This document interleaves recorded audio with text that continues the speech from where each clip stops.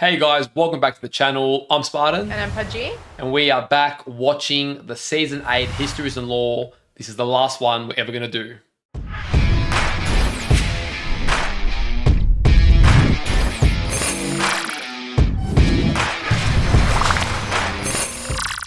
So like you said, this is the very last Histories and Lore that we're ever going to be doing, which is kind of sad, isn't it? It's like an end of an era for us. Yeah, well, that's the thing, isn't it?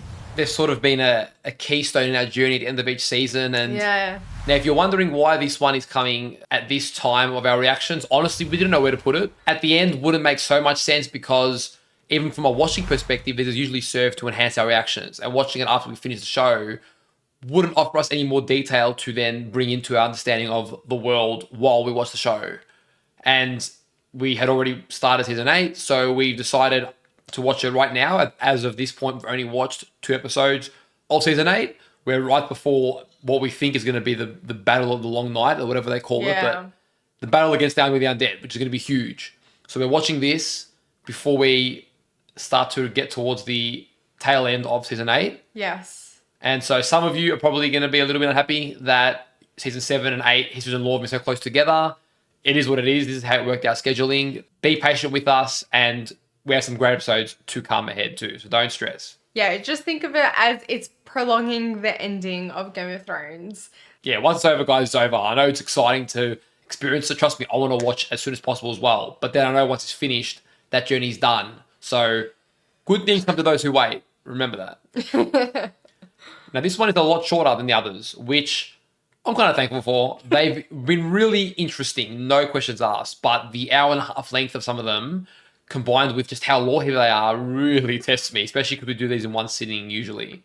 So this half an hour is going to be really more digestible and a nice little way to wrap things up, I think. Now, thankfully, this one only has one very small House of the Dragon spoiler, which we're going to avoid to keep ourselves completely fresh for House of the Dragon. Yes. It's probably a minute and a half in. It's 10 seconds. Small bit we'll chop through. Other than that, the rest should be clear, so that will be good fun. All right, I'm quite nervous saying this, but should we get going? Yeah. Let's go, guys. Final Histories and Lore. For those of you who have enjoyed watching these with us, whether you've rewatched them or you've watched them for the first time with us, it's been fun. We've learned a lot, and we hope you guys have learned with us. Deep diving into the lore like this. Let's do it one last time. As always, guys, we appreciate all the support you've given us over on our Patreon. If you do want to access several episodes ahead for early access or the uncut reactions, we'll leave a link in the description. If you're watching this over on YouTube and you enjoyed today's reaction, leave a like on the video, subscribe to the channel for more, and let us know your thoughts in the comments down below. All right. Let's go. King's Landing is both a city and a curse. Aegon the Conqueror was the first king to land there. His first conquest, a tiny village at the mouth of the Blackwater River, where he raised a wooden fort.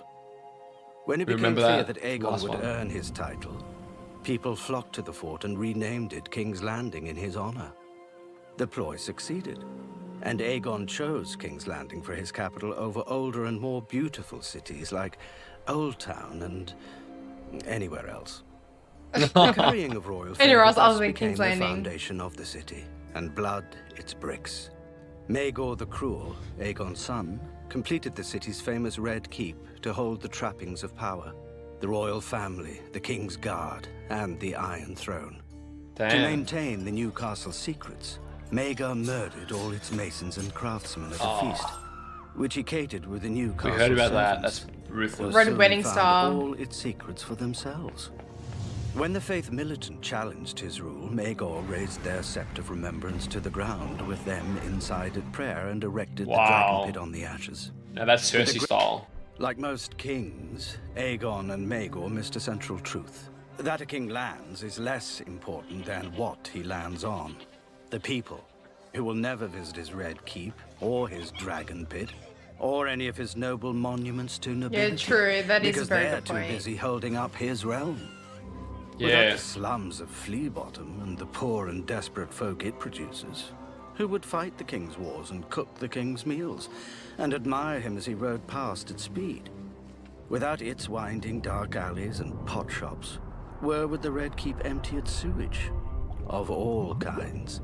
Damn, Without dude. the Street of Flour, the king would have no bread. Without the Street of Steel, the king's armies would have no I know Varys swords, feels armor, this or as he's victories. saying it. Without the Street of Looms, the king would go naked. And without the Street of Silk. Let's just say how important every cog in the wheel is. Without the Street of Sisters, the king would have no humility.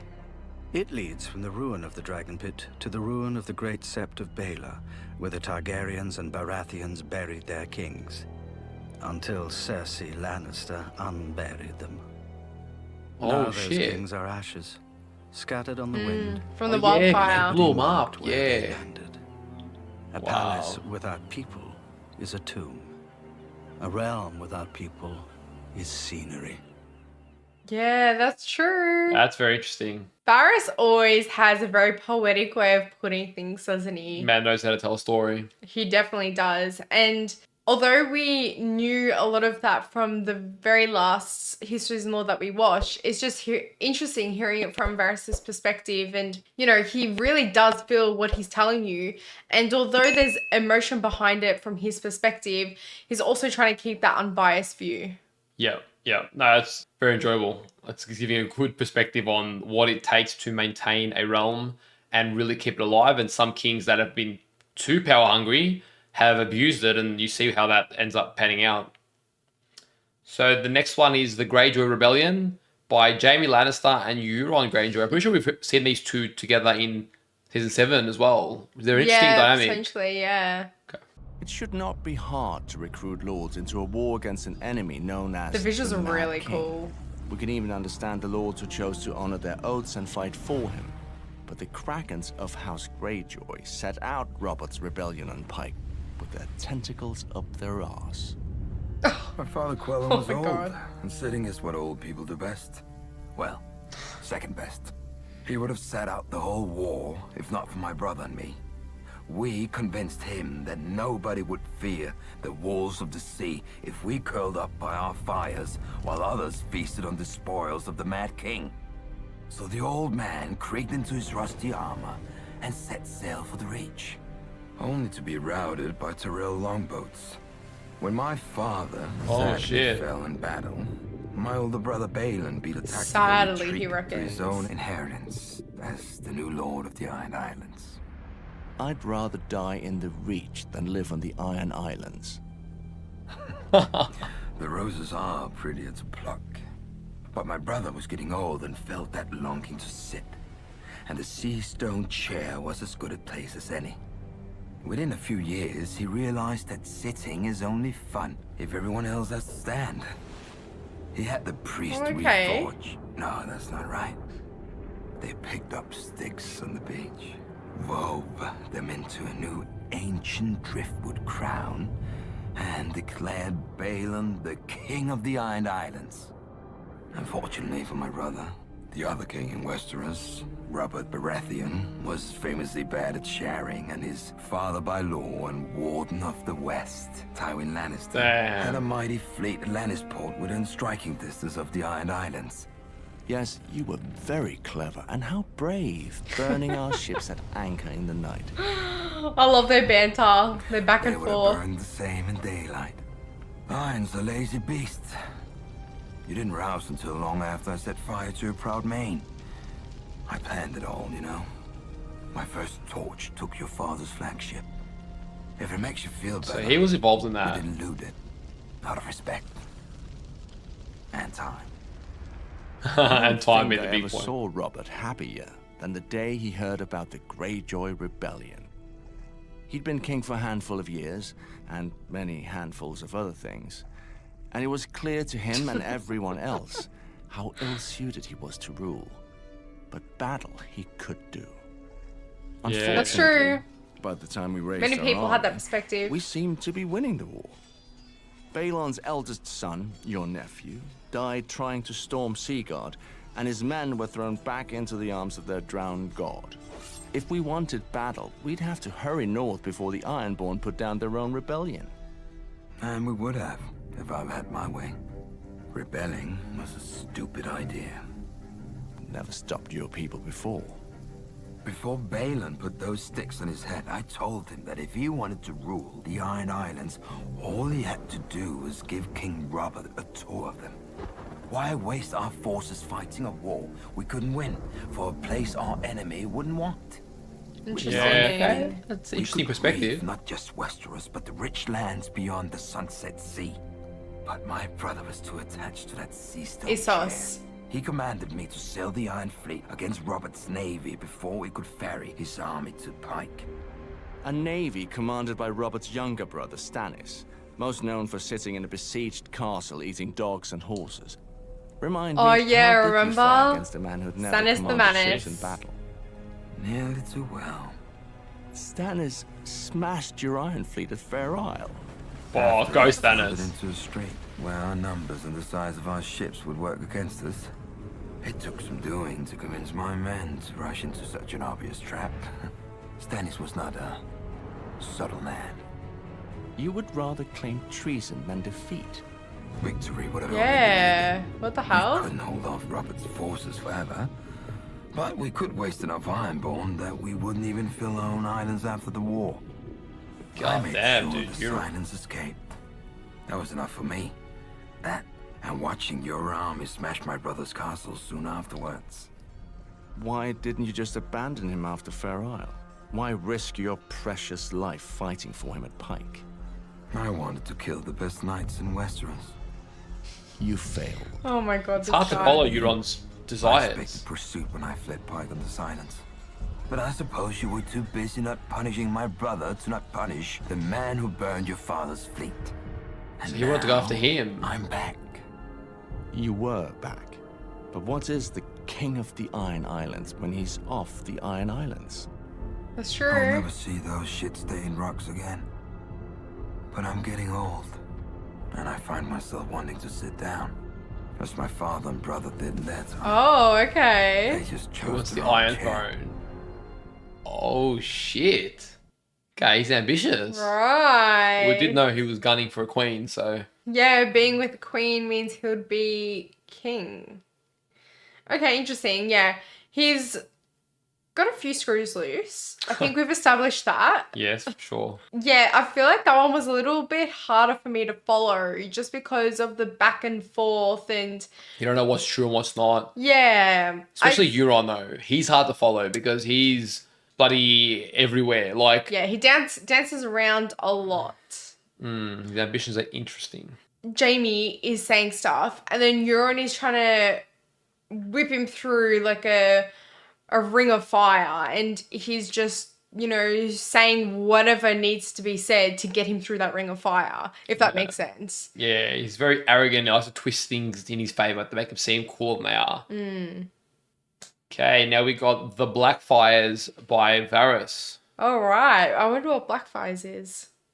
Aegon, fourth of his name, is remembered by history as the Unworthy. Quite a feat considering the other kings of Westeros. But even in a family not known for equanimity, Aegon stands out for spiteful incompetence. He tore apart Yeah, the realm simply for because he sure. couldn't rule himself, much less Westeros. As Oh, a young shit. prince, Aegon's wit made him beloved at court and won him forgiveness for youthful indiscretions.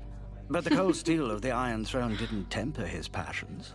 King Aegon proclaimed that if he had to spend his days being pricked by 1,000 swords, he'd spend his nights pricking others with his one. Oh, Lords okay, sent appeals from damn. court so they would not So he was catch getting the cut by the king's eye, throne. whilst other lords summoned the daughters to court so they would. The only woman in whom he took no pleasure was his sister and wife, Nerys, even after she gave him a son and heir, Daeron. Perhaps Aegon was jealous of her supposed love for his brother, the legendary hero Prince Aemon, the Dragon Knight. Aegon was most certainly jealous of him, not of his bravery or honor, but how young maidens swooned and old whores cried at the songs about him. But most likely, Aegon disregarded his wife and son because he chafed at restraints of any kind, be they the bonds of marriage, or patrimony, or even reason. When Prince Daeron objected to his father's foolish plan to invade Dorne, Aegon incited a lick-spittle lord to accuse the queen of adultery with Aemon, making Daeron illegitimate. Prince No Aemon way. defended the queen's Oh, honor in trial by combat. His own But while the son. lord's claim publicly died with him, no sword can kill a rumor. Out of spite and pique, Aegon had seeded out into his own heir's claim to the throne, which Damn. No bore way, bitter fruit dude. with the birth of another son, the bastard Daemon Waters, by the king's own cousin. Raised in the Red Keep on account That is of so his mother's cruel. royal blood, Daemon grew tall and powerful, and excelled at all the martial skills that men wrongly value in leaders. Instead of protecting his own heir from a rival, Aegon knighted Daemon at 12, and shocked the realm by bestowing on him the Conqueror's own Valyrian steel sword. He even Okay. let the boy renounce his common bastard's name and take the Targaryen sword's name for his own, becoming Daemon Blackfire. Still, Oh, though a name shit. can Right. change, blood can't. And Daeron was Aegon's only true-born son, until he wasn't. On his Yeah, so what was the deathbed, point Aegon of all forever that? earned his epithet by legitimizing all his bastards, from the Oh, we heard about that base-born last sons season. of whores to the great bastards of noble ladies, including Daemon. Fittingly, He's a spiteful Aegon's prick to last the end. act was to thrust himself into the realm and seed chaos. A Targaryen without self-restraint may have led Westeros to the brink of ruin, but the Highborn pushed it over. Though Daeron governed justly and wisely, correcting the worst excesses of his father's rule, many lords had grown rich off these excesses and did not approve of Daeron's reforms, particularly the peace he struck with Dorne. The malcontents rallied to Daemon and whispered that he should be king instead of his brother, whom, thanks to Aegon, many suspected was a bastard. At first, Oh, Daemon damn. indulged these lords out of courtesy and vanity, but over time their grievances and flattery wore down his objections, along with any sense of obligation to the half-brother who had granted him lands and a wife. Daemon agreed to claim the throne by right of birth, and more importantly, arms. A wheel with two hubs will not turn, and a kingdom with two kings will burn, as the saying Oh, goes. damn, Not I that mean- such a cost ever stopped anyone with even the remotest claim and opportunity. Much I love less Varys' interpretations. House Blackfire. Their rebellions consumed tens of years and thousands of lives. First Shit. Daemon's own, then his son, Daemon II, who reigned for a night. Then another night? son, Haegon, crowned by Bittersteel, another legitimized great bastard who had founded the Golden Company to support the Blackfire claim. When Haegon was executed, Bittersteel crowned Haegon's eldest son, Daemon III, who in turn was slain by their Lord Commander of the King's Guard, Sir Duncan Whoa. the Tall. Finally, Meleys, I think we've the heard of Sir monstrous, Duncan. fell to Sir Barristan Selmy in the War of the Ninepenny Kings, and the Blackfire Rebellion ended with the extinction of the entire line. As Wow. fire is only black when it is burned to ash. Perhaps that Holy was the true shit. problem with the Targaryens. The blood of the dragon runs hot, and fire consumes. Perhaps what Westeros needs is a ruler born not from fire, but from snow. Oh, yeah. shit. I like that foreshadowing. Oh, Oh. I like it. I like it. Okay, we'd heard about that as events in season 7. That was just more context, but damn, Yeah. dude, some brutal family civil war type shit. I know, we can really see like why in House of the Dragon, I mean, that was the start of their demise. Like you can see like the civil war going on and so much chaos. It's like it's within them. Like Varys was saying, like that fire is lit within them and they just can't control themselves. They can't contain themselves. Maybe someone born of snow can. Oh, I think so. Very exciting. Very exciting. Now we got the South by Tormund Giantsbane. The man himself is going to be Man, the pure myth, the savagery. legend. For thousands of years, when my people looked south, they saw only a wall of ice where lonely crows perched. The Kneelers had stolen our horizon, when our tools shattered against frozen rock, or our boats capsized in rough seas, or bears and shadow cats snatched our game. We cursed the soft men of the green lands beyond the wall. We cursed, and we envied. Yeah, Huddled far around our out. fires, we Such told a hard tales of how lie. the Southerners lived, how their stone houses touched the clouds and their bellies touched the ground. How the women fainted at the sight of blood and wouldn't knife a man even when he slept. How they wouldn't miss a few swords or rings or They're a lot more daughters. civilized. But now we've seen the real South, and we have to admit, we're disappointed. Southerners live life bent over, in the fields, in courts, in bed. They drink too little beer and they eat too many plants. In the North, a man's worth Fair is enough. in his hands and his stories, not his fancy name and fancy talk. With good steel, I like a man that. can hunt, kill, and live. What can a man do with gold, except shine? But what should I expect from a people who all want to sit love on it. the iron chair? That's him on the A throne. waste of good metal. You can make better seats. I've used them. How am I supposed to get comfortable on a bunch of swords? True. Now I see why all your queens are fighting over it.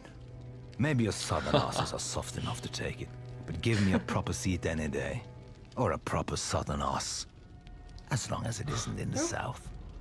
From what I hear, King's Landing is even hotter and madder than Winterfell.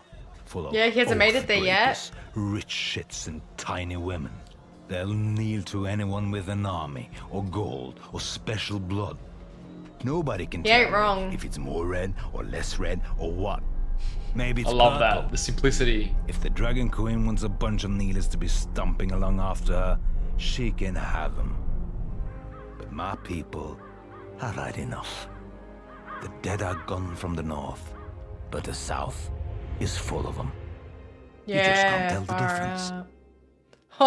Wow. I do love Tormund's perspective on everything. It's just such a raw perspective, away from all the politics and things like that. It's just, he says what he sees and that's it. I love it. Yeah, it's untainted behind all the politics and the formalities and all the customs created through a more civilized time across the wall. Yeah. But those who are south, almost just like, why do you guys overcomplicate everything? Why is everything so fancy? You know, your fancy names, your houses, and you sit on a shit throne. No one likes a throne, and yet it's Yeah. you're giving meaning to a throne of swords. Like, and it's like, yeah, true. You actually speak some facts. You know, when you put away all the bullshit facades of it all, and just strip it down to what it is, it's like, yeah. Dude, a lot of these aren't the most sensible decisions. Like, they've just been trying to survive this whole time. And it's funny, right? Because it's almost a good lesson in that you always think the grass is greener. And that's what he was saying the South was. And then when he finally got there, he's like, well, not really. Like, I wouldn't trade my life for anything. I want to be safe and I want my people to be safe, but I don't want to live by your rules and constraints and politics and things like that. So, yeah. So now we've got the Defiance of Duskendale by Varys again. Varys has been hogging the spotlight this one. The coin of Ares, second of his name, had landed on madness. But half the coins of the Targaryens had landed so.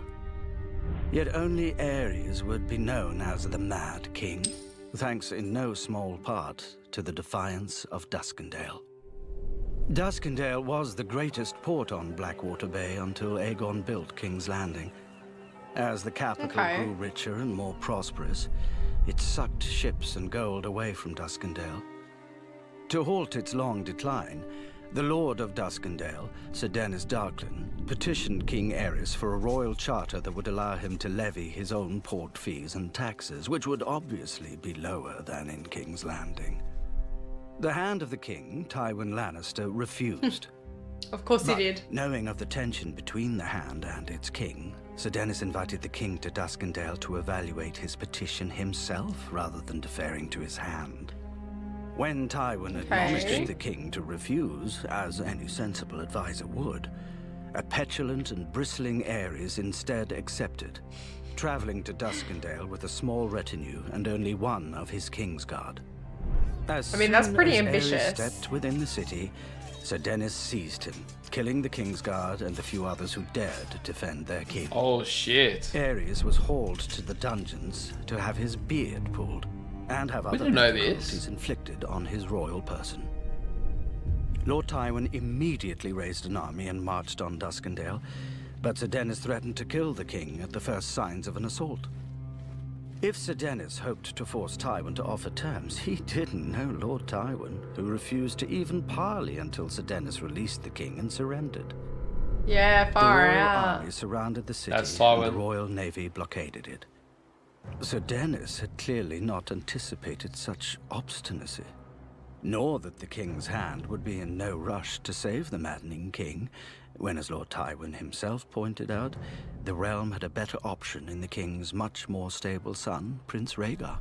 Yeah, After 6 true. months, Lord Tywin's patience was at an end. 6 months. None Wow, could claim he 6 acted months. recklessly if he now stormed the city and Sir Dennis killed the king. But the dutiful and honorable Sir Barristan the Bold volunteered to infiltrate the city and rescue his king single-handedly, as befit his Kingsguard oath.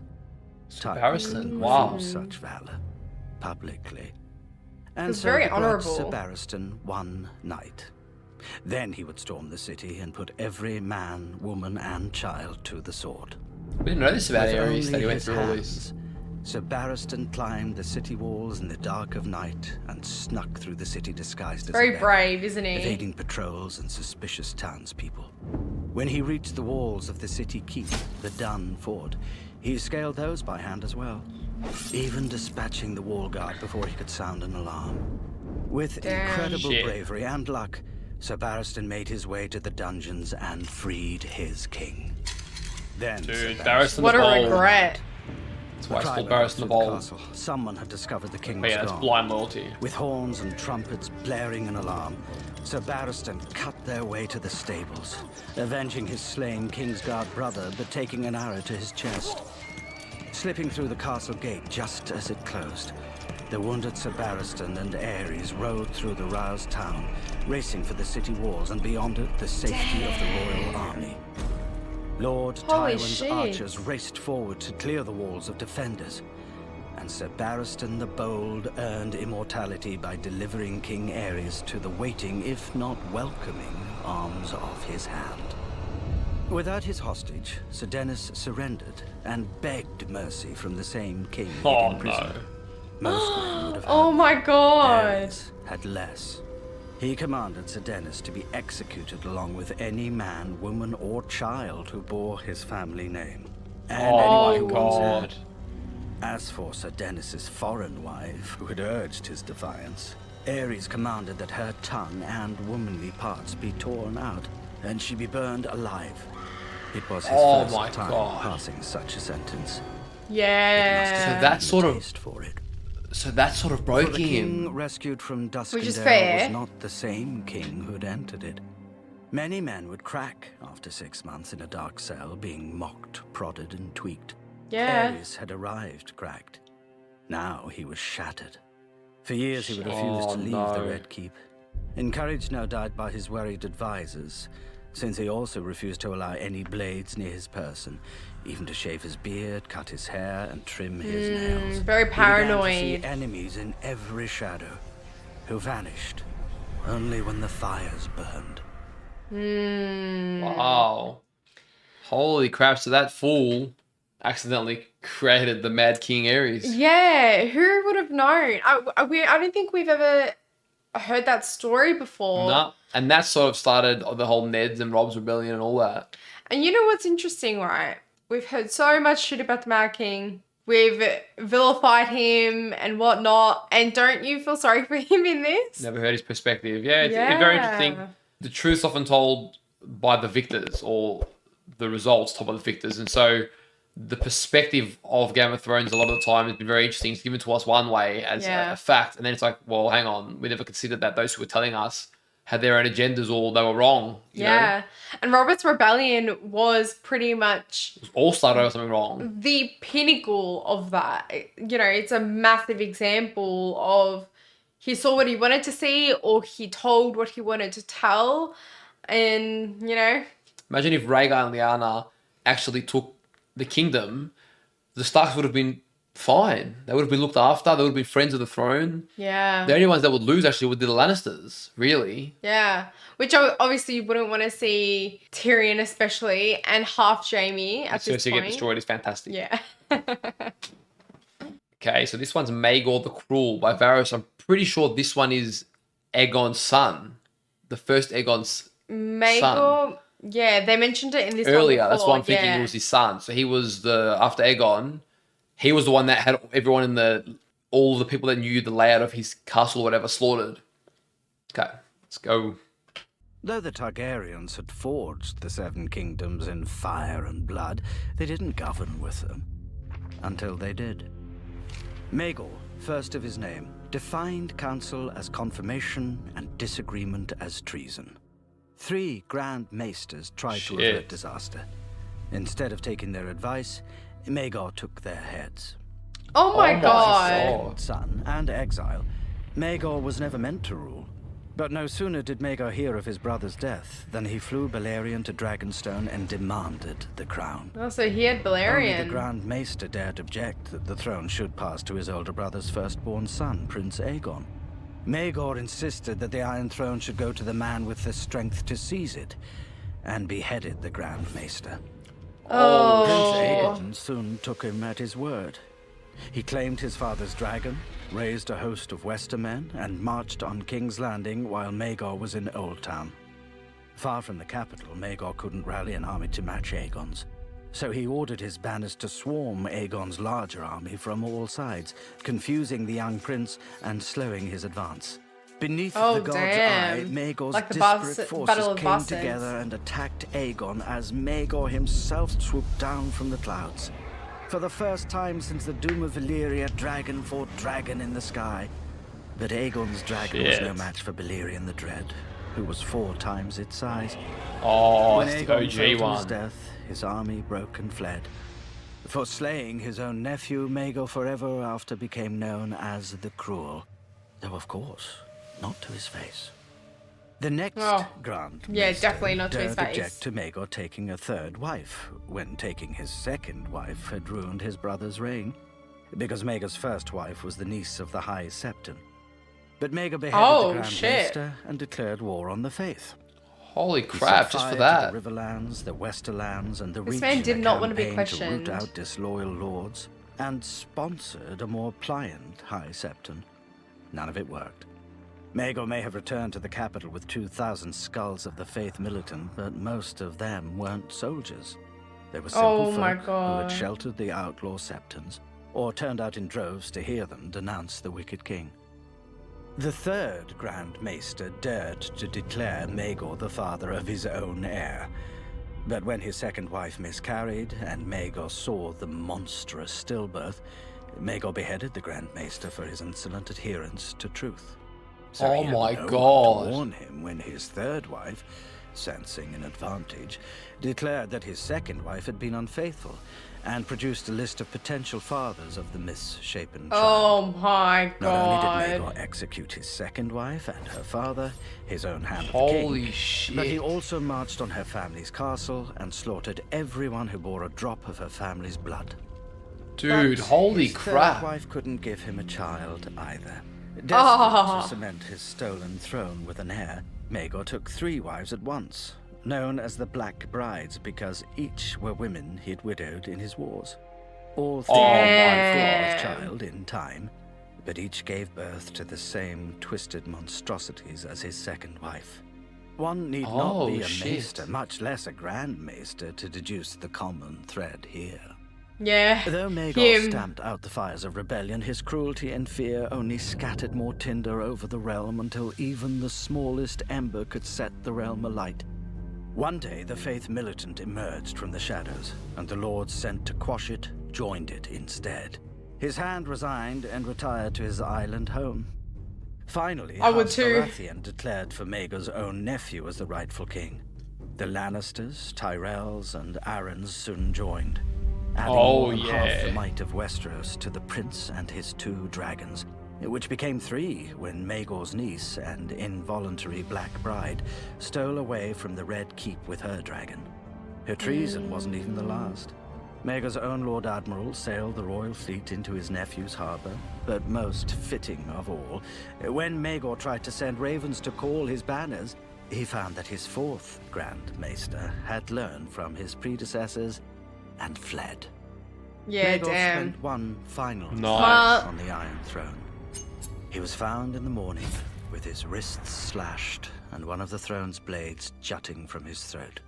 Oh, Nobody knows shit. if it was one of his queens, or King's Guard, or one of the thousands who wanted him dead. Yeah, it or could be even anyone. Maegor himself, frustrated He that earned his that body one, had man. failed his will. Whoever the culprit, no doubt he died as all tyrants do, believing that history would vindicate him. It hasn't. History may be written with fire and blood, but histories aren't. As any Damn. good advisor could have warned him. One would say that Varys learnt from those advisors. Yeah, Varys kind of learnt from that when he knew he was going to help Tyrion escape. He knew, yeah, well, I've got to leave too. Didn't waste time, did a second guess. Yeah, I know Tywin's dead or someone's dead in there. Tyrion was at fault and we got to flee. And honestly, it was for good. Yep. I think being stuck in King's Landing, although he was making attempts in Essos and things like that, I think ultimately going out and doing the thing for yourself is what kind of sped up the process. Yep.